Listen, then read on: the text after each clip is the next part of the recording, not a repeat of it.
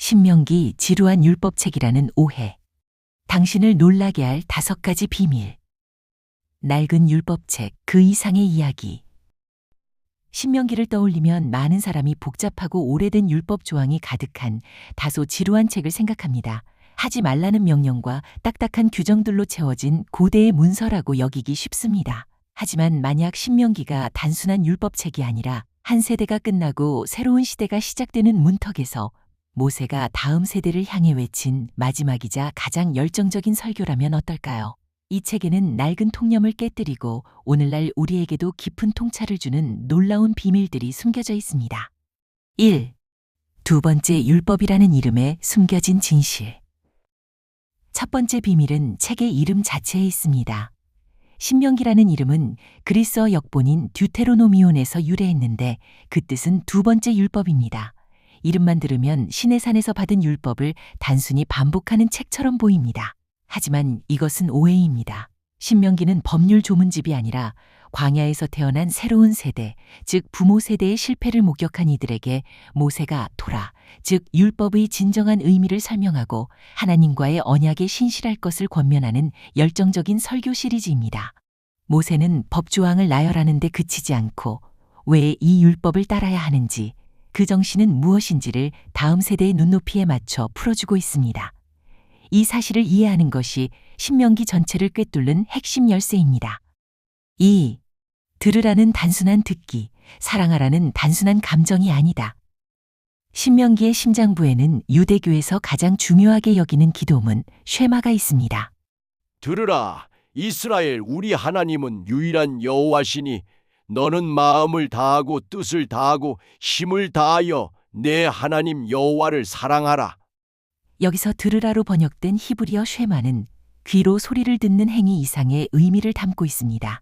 그것은 들은 것에 반응하고 순종하는 것까지 포함하는 능동적인 행위입니다. 듣고 흘려버리는 것이 아니라 삶으로 응답하라는 강력한 요청입니다. 사랑 역시 마찬가지입니다. 여기서 사랑은 순간적인 감정이 아닌 전심으로 하나님께 헌신하겠다는 결단을 의미합니다. 하지만 이 선포가 정말로 혁명적인 이유는 당시의 문화적 배경에 있습니다. 이스라엘은 곧 가나안 땅에 들어갈 참이었습니다. 그곳은 태양, 날씨, 전쟁 등 온갖 피조물을 대표하는 수많은 신들을 섬기는 문화가 지배하는 땅이었습니다.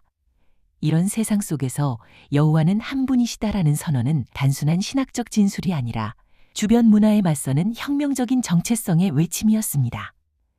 눈에 보이지 않는 유일한 창조주 하나님께만 완전하고 배타적인 충성을 바치겠다는 전투적 선언이었던 셈입니다.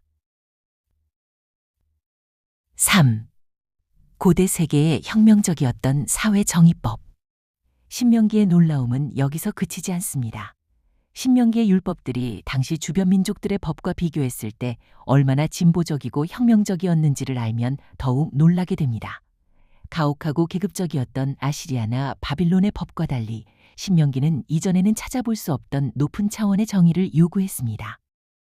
지도자의 권위, 주변국에서는 왕을 신처럼 여기고 법 위에 군림했지만 신명기는 이스라엘의 왕, 제사장, 장로들 모두가 율법의 권위 아래에 놓여야 한다고 선언했습니다. 누구도 법 위에 설 수 없다는 원칙은 당시로서는 혁명적인 사상이었습니다. 가난한 자를 위한 제도, 이스라엘 백성은 매년 소출의 10분의 1을 성소를 위해 구별해야 했고 3년에 한 번은 별도의 10분의 1을 오직 가난한 과부, 고아, 이민자들을 위해 지정해야 했습니다. 하지만 이 법들의 진짜 목적은 단순히 더 나은 사회를 만드는 것을 넘어섭니다. 이 혁신적인 법들은 이스라엘이 제사장 나라로서 온 세상에 하나님의 지혜와 정의를 드러내는 방법이었습니다. 그들의 독특한 사회정의 시스템은 이웃 나라들에게 그들이 섬기는 하나님의 성품이 어떠한지를 보여주는 공적인 시연이 되어야 했습니다. 이웃을 돌보는 것이 곧 하나님을 예배하는 행위였던 것입니다. 4.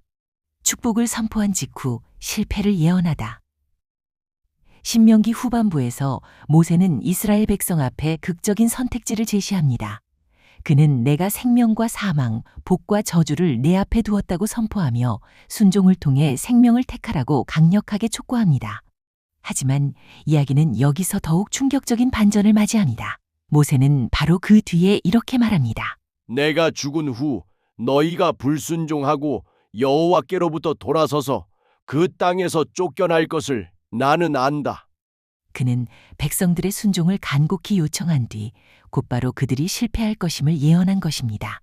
이것은 수십 년간 그들을 이끌었음에도 불구하고 백성들이 스스로 성공할 것이라는 희망을 거의 품지 못했던 한 지도자의 냉철한 현실 인식을 드러냅니다.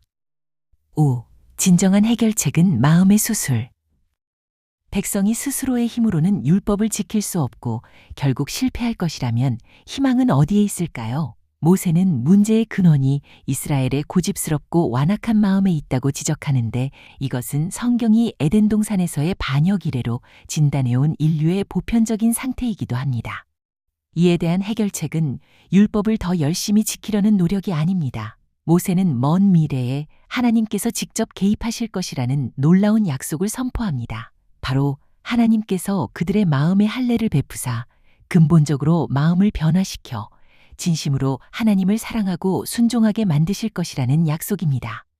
이것은 외부의 규칙이 아닌 내면의 변화, 즉 새 마음에 대한 소망입니다. 이 약속은 훗날 예레미야와 에스겔 같은 선지자들에게 이어지며 성경 전체를 관통하는 거대한 구원의 이야기로 문을 열어줍니다. 끝나지 않은 질문, 계속되는 이야기.